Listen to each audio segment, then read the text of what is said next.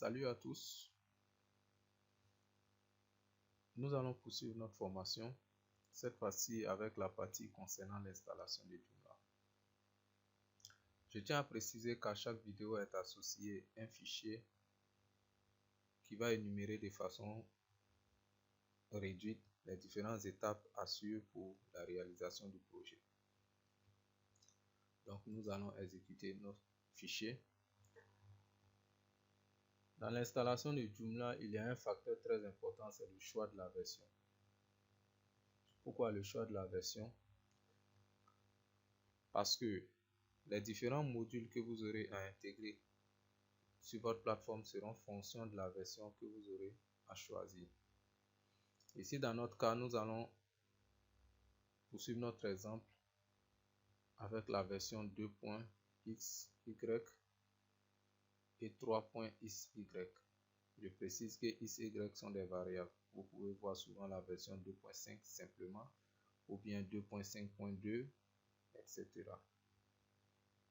Donc, si vous avez un template de version 2.5, les modules que vous aurez à intégrer dans ce template doivent être automatiquement compatibles à cette version.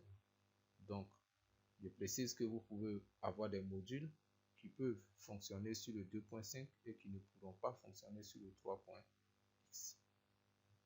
C'est en cela que le choix de la version est d'abord important. Et de deux, le choix du template. Et il y a deux facteurs d'abord concernant les templates. C'est la méthode d'obtention, c'est-à-dire il y a des templates qui sont gratuits et il y a des templates qui sont payants. Bien sûr, les templates gratuits sont moins sécurisés que les templates payants. C'est l'un des inconvénients que j'aurais à préciser, c'est la sécurité. Et nous, dans notre cas, nous allons utiliser un template qui a été bien sûr payé. Et sur ces deux versions, la version 2 et la version 3. Je ne pense pas que vous aurez ce même template pour effectuer vos tests ou pour faire votre projet, mais vous pouvez tout de même commencer avec un template gratuit. Ici, l'objectif c'est de maîtriser la méthode et de pouvoir commencer un projet du début à la fin. Je vous demande d'être très attentif parce que nous allons commencer ensemble un projet.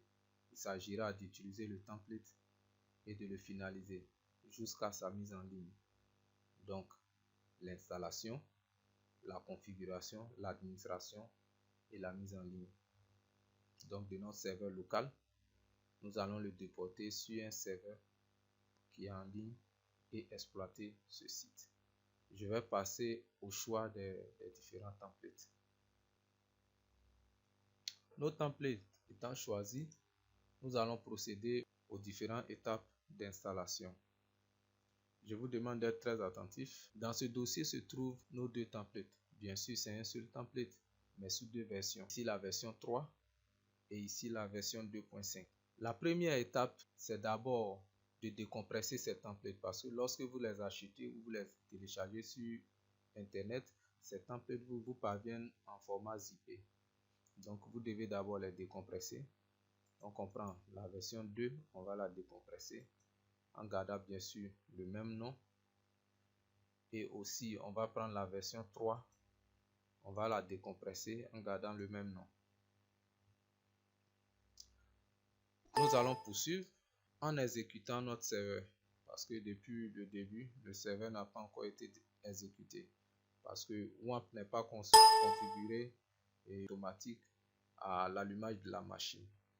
Donc, nous allons exécuter WAMP server. Nous patientons. Il est passé à l'orange et maintenant au vert. La seconde étape après la décompression, c'est de déposer les différents templates décompressés dans le dossier concerné sur le serveur web. Bien sûr, sur le serveur web, vous cliquez simplement sur l'icône de votre WAMP. Vous allez voir ici www directory. C'est le dossier qui doit accueillir tous les sites que nous devons déposer en local. Donc, nous allons copier les deux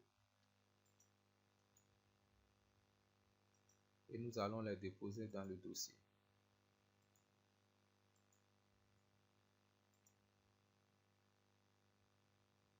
OK.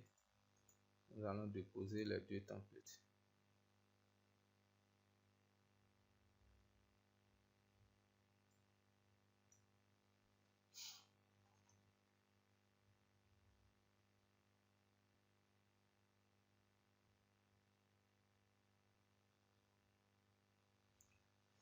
Après le dépôt des deux sites, nous allons procéder à la seconde étape.